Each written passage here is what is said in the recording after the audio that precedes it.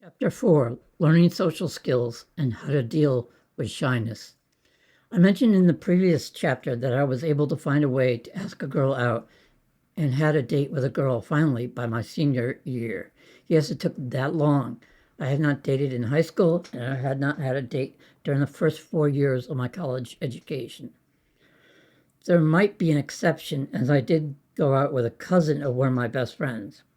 It's been many years, and so I'm not sure if that happened during my senior year or junior year. I'll describe that below. I want to describe what I was learning with the help of my counselor. In the sessions with my counselor, my psychologist, I learned ways to speak to people and to listen. For example, I learned about free information, the weather, something a person might be wearing, a shared experience like something from class. Then to keep the conversation going, I learned about active listening. That could mean summarizing what someone just said, rephrasing it in different words to confirm what you understand, asking follow-up questions, and the best questions are open-ended. That way you don't get a yes or no or short answer. An open-ended question invites the other person to speak at length. In addition to being given reading material by my therapist and discussing things in therapy sessions, my counselor facilitated a therapy group. It turns out that a number of people have similar problems and needs. We use role-playing and other techniques to learn and practice different skills. Learning social and communication skills. I also learned a technique for dealing with social anxiety. Suppose I want to meet someone or just be friendly, more friendly. I was challenging my fears as opposed to not trying or telling myself something will go wrong. I learned a 3-column technique based on cognitive behavioral therapy techniques. This is something I did all week, actually. I had a pad of paper, a pen, or a pencil all the time. I would imagine scenarios and ask myself, what is it that I fear if I acted instead of avoiding what I feared? It wasn't actually those words that I asked, but there were so many examples that no single example can capture the essence of the fears. I mean, if the fear is that I approach someone I don't know and say something foolish or incoherent, then avoiding the action avoids the negative emotions that might show up in a form or of a racing heart. That is just one of the countless examples and probably not a good one. Anyway, in column 1, I write the automatic thought. He/she won't like me. She won't be interested in me. Then in the middle column, I write the name of the cognitive distortions that I can recognize. Maybe, for example, I'm predicting the future, which is a cognitive distortion, or I'm discounting the positive aspects of myself. There are common cognitive distortions that people use. In the third column, I wrote challenging statements. Depending on the situation, I might write about evidence of how I am liked by the friends that I have. This is something I did every week for years. See what I mean when I say that picking any one example might not convey the breadth of potential negative thoughts? To be clear, this happens to all kinds of people, not just shy people. I was trying so hard. A simple way to figure out what the automatic thought is to think about asking yourself, what's the worst thing that can happen? Despite all the improvements I made, I never met girls directly at the parties at the fraternity house. What I mean is that I met girls that were friends with some of the guys that I knew. I did make friends with females in my classes and in other settings, but they were just friends. My best friend, Thomas, could trust me completely to hang out with his girlfriend, fiancée, and later wife, Jolie, but she was one of my best friends, and we spent a great deal of time together when Jolie was here at Georgia Tech after Thomas graduated and moved up north. I had another male friend, and I was friends with his girlfriend as well. In fact, she came down to Florida with me on a break between quarters, and we went with my sister to Disney World. I have no idea how my best friend Thomas got engaged. I cannot imagine him asking out Jolie. This is heartening because to me it means that the entire burden doesn't lie upon the guy to ask out a girl. I grew up on shows like Happy Days, where it was announced that it isn't proper for a girl to be calling a guy and asking a guy out, etc. This spells certain serious problems for a shy guy. Who made up that rule anyway? I know, dear reader, You have heard me rant about this in other parts of this book, and the topic will come up again. It has been a great source of incessant pain for me to notice that no female has asked me out. No matter how much the rule might make sense to you, this is no comfort to me. I still feel unattractive and undesirable when I think of this.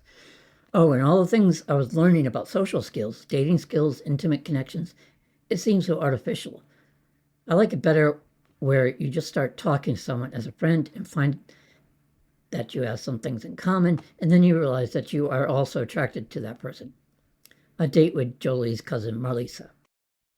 This was the first time where a girl showed an interest in me first before I acted. Next to the story about Donna liking me in third grade, which I mentioned earlier in this book, this is an instance where a girl was definitely interested in me, and it was obvious. My friends Thomas and Jolie got married when I was either a junior or senior. Thomas had moved to Massachusetts for a job, but they had the wedding down in Metro Atlanta area near Georgia Tech. I was the best man at their wedding. It was interesting. I have one more story to tell here. I mentioned earlier in this book the, quote, date with the girl I met at the post office. That was hard. I mentioned the subtle things that attracted me to that girl, but all I knew was that she didn't have a boyfriend and she seemed nice, and what was attractive about her, the girl at the post office. I had no idea if she was into me, though. Yet asking for something that you want, as in a date, was an important goal for someone like me seeking to overcome shyness, social phobia, and or social anxiety. Around the time of their wedding, Jolie asked her friend, whose name I cannot remember, to show me how to dance for the required dance the best man would be forced to do. I felt sorry for Thomas, who also had to engage in this ritual of a similar, quote, dance that he would hate as much as I did, I imagine. The only thing that stands out is the dresses that the bridesmaids and the maid of honor wore. The maid of honor held my attention, though, in the very revealing low-cut dress that made it hard not to notice her breasts. So here I am talking about Jolie's maid of honor. She seemed friendly and kind as she tried to guide me, and she was acting considerate of my discomfort. Right now, I cannot even form an image of me trying to dance with the maid of honor. I suppose, now that I think of it, I had been making a parallel between the way I thought of her and that character Tommy from the movie Carrie. Tommy Estow, Carrie, who is the shy scapegoat in high school. This isn't a perfect parallel, since at this time I wasn't a scapegoat, and I had done so much to come out of my shell by this point. Anyway, after the wedding, there was some event with many people over at the home of one of Jolie's extended family. Jolie was from the area. I was thinking about asking Jolie about her bridesmaid, trying to find the courage to do this. I don't remember the details about how I came to find her attractive, and I hate that the only thing that sticks in my mind is that she had nice breasts. Anyway, then Jolie pointed out how much her cousin Marlisa was interested in me. I noticed she was pretty too, but don't ask me to describe her for this story. I just remember noticing that I am considering what followed. At first, I was in denial, still doubting that any girl would be interested in me. I was a junior, and this was before I asked the girl out from the post office, which I described in an earlier chapter. Eventually, I started noticing everything that Marlisa was doing to be nice and show her concern. I remembered that they had a dog at that house that was annoying. Marlisa noticed my annoyance and got the dog away from me. I then looked up at Thomas and Jolie, who had a look like, "See, I told you she is interested in you."